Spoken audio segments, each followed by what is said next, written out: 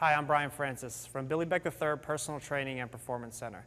And today I'm going to show you how to even out the resistance when you're using exercise bands. Here to demonstrate is Super Trainer Lauren Huff.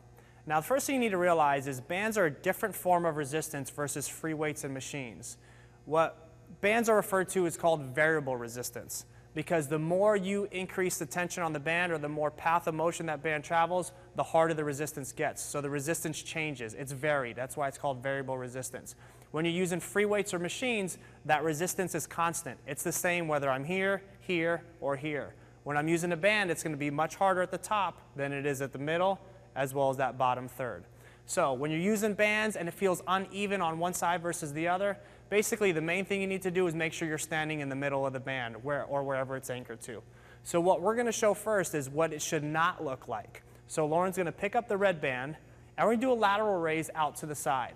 And what she's going to do is raise, and you can see it's significantly harder on one side than the other. So we want to have that resistance be even. So what she's going to do is simply reposition her feet, making sure she's in the middle of the resistance band, and now perform that same exact side raise again. Nice and even, and out to the side, and back down.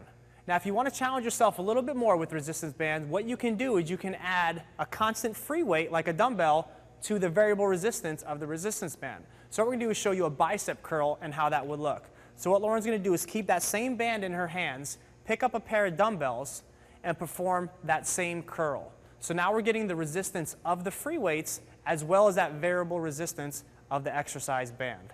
So you'll feel the resistance increase as you pull up, and it gets easier as you get to the bottom.